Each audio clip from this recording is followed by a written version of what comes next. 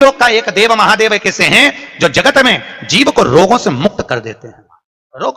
रोग से मुक्ति देने वाले वो केवल एक शिव है। शास्त्र कह रहा है भगवान शिव ओगड़ी दानी दयालु दातार मेरे शंकर ने लीला रची।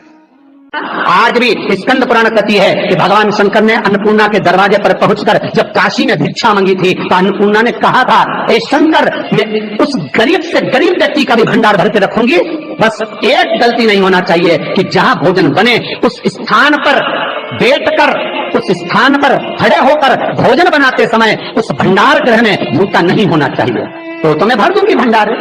जिस प्लेटफॉर्म पर खड़े होकर माताएं भोजन बनाती, सब्जी बाजारती, वहीं पे हाथ में लेके चख लेते। हरिओ जगदम्बा, विचार तो करो। भले तुम भगवान को भोग नहीं लगा रही पर पति तो परमेश्वर है। भले तुम भगवान को भोग नहीं लगा रही पर पति तो परमेश्वर है। पति के लिए कहा परमेश्वर, मतलब भले भगवान की तुमने सेवा नहीं करी, भले अर्चना नहीं करी, भले पूजन नहीं करी, पर पति तो परमेश्वर है। तब नहीं तो वही समझ आए। घर में जो सास रहती है वो भी तो माँ है, जो पिता रहता है वो भी तो बद्रीनारायण है। मारा फिर क्यों कर भी बनाना है तो भी तुम्हारे घर में स्वाद नहीं रहेगा। और जिस मंदिर में, आश्रम में, भंडारे में जब तक भगवान का भोग नहीं लगता तब तक चखा नहीं जाता, चाहे नमक डला ना डला, मिर्ची डली ना डली, शक्कर डली ना डली, भंडारे के भोजन में जो मिला दिया आखिरी में फिर भगवान ने अगर पा लिया तब चखा गया कि अब भोजन में स्वाद है कि नहीं है। तो कभी अन्नकूट की जो सामग्री बनती है, सब्जी बनती है, राम भाजी बनती है, राम भाजा बनता है, मिक्स वेज सब्जी बनती है, भगवान के भंडारे की कद्दू की सब्जी बनती है, उसमें आप भले मिर्ची ना डली, नमक न डला, फिर भी घर में एक पूरी खाते रहोगे, वहां 4 मिनट का क्या होगा? क्यों? क्योंकि वहां अन्नपूर्णा स्वयं देने के लिए तैयार खड़ी है। और हमारे घर में तुम चक चक के बना रही, बेटे को दूध भी दे रही तो बोतल में से 2 बूंद टपका के पहले चक ले रही। बाहर चले जाओ, बाहर चख सकते हो, बाहर जाकर पाओ, फिर बच्चे के लिए दूध में शक्कर मिला लो। चाय बनाते हुए गैस के ऊपर चाय रखी है, मई उकल रही, मई से चाय की चन्नी से लेके फिर चख ली। कैसे आए वे अन्नपूर्णा ये तो बताओ। लोग कहते हैं हमारे घर में सारा सुख है गुरुजी, पर शांति नहीं है। हमने शांति ना जाने चली गई क्योंकि किचन में किचकिच भरा गई। शांति कहां से होगी? इतना किचकिच भरा हुआ है। प्रेम, करुणा, वात्सल्यता, स्नेह, समर्पण समाप्त हो गया।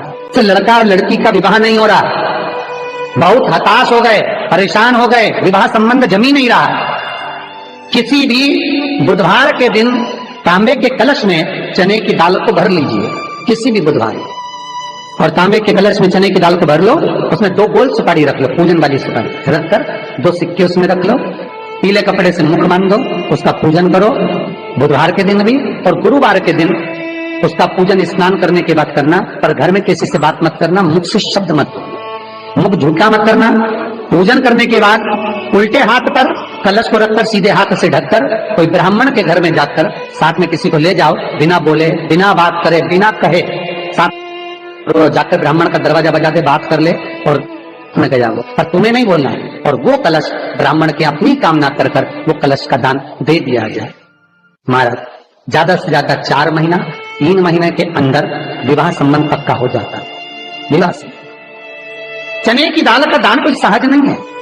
जिस नारी का रजोधर्म के अंतर्गत नारी को जो परेशानियां होती हैं, कोई के 8 दिन पहले, 4 दिन पहले, 3 दिन पहले कहीं ना कहीं रजोधर्म के अंतर्गत जो बीमारियां होती हैं, उसके लिए महाराज 7 चने की दाल के दाने तुलसी महारानी के सामने कटोरी में रखकर तुलसी के 3 पत्ते उसमें डालकर अपनी मनोकामना कर कर तुलसी में 3 बार जल छोड़कर वो तुलसी और वो चने की दाल ले जाएं और उसको धीरे धीरे कर कर एक एक कर कर सुबह शाम दोपहर में उसको खा लीजिए। रजो धर्म से जुड़ी हुई परेशानी समाप्त। कोई सहज नहीं है महाराज।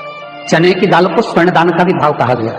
हमारे हिंदू धर्म में चने की दाल को स्वर्ण दान भी करते हैं। जो व्यक्ति स्वर्ण दान नहीं कर पाता वो चने की दाल का दान कर देता है, तो स्वर्ण दान के बराबर मानने वाला। फिर निवेदन करा, चने की दाल का व्याख्यान वर्णन फिर किया गया।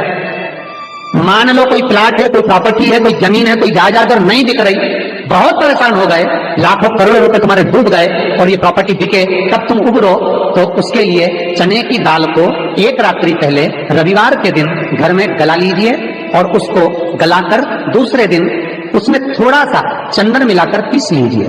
पर पीसना आपको मिक्सर में नहीं है, पीसना आपको सिलबट्टे पर, चकोटी पर जो आपके यहाँ उससे उसको पीस लीजिए। और पीसने के बाद उसमें थोड़ा सा दूध मिलाकर शिव मंदिर में जाकर शंकर भगवान के शिवलिंग का सोमवार के दिन लेपन करिए। लेपन कर कर अपनी कामना कर कर शिवलिंग पर 3 उंगलियां लगा लीजिए। अपनी कामना कर कर जो 3 उंगलियां आपने लगाई है, उंगली हटाते समय चंदन के लेपन को जो लगाया अपने चने की दाल का लेपन, स्वर्ण का लेपन, उसको हम कहते हैं स्वर्ण लेपन, उसको लेकर आ जाइए। महाराज उसको थोड़ा सा लेकर आ जाओ, एक किसी भी फूल में उसको लगाकर जो जमीन जो प्रॉपर्टी जो जगह बेचना है वहां पटक दीजिए महाराज। उसके ग्राहक आना चालू हो जाएंगे और वो प्रॉपर्टी शीघ्र बिक जाएगी। अपनी कामना के अनुसार बिकेगा कि कितने में आपको बेचना, अपने अनुसार। महाराज चने की दाल स्वर्ण दान के बराबर है। चने की दाल तो सहज नहीं समझा जाता, गुरु भक्ति के लिए बहुत मूल है।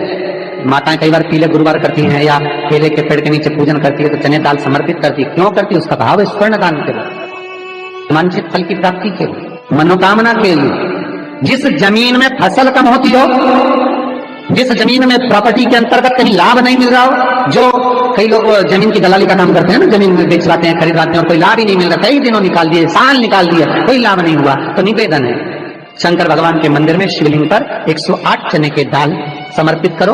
उस 108 चने की दाल को प्रदोष के दिन शाम के समय समर्पित कर कर उस दाल को उठाकर लिया, जेब में पीले रुमाल के साथ उसको बांध कर रख लो। किसी प्रॉपर्टी का सौदा कराने जाओ, उसको पटक कर लेकर जाओ, आपके लाभ होना चालू, सौदे होने चालू, आपको कमीशन मिलना चालू।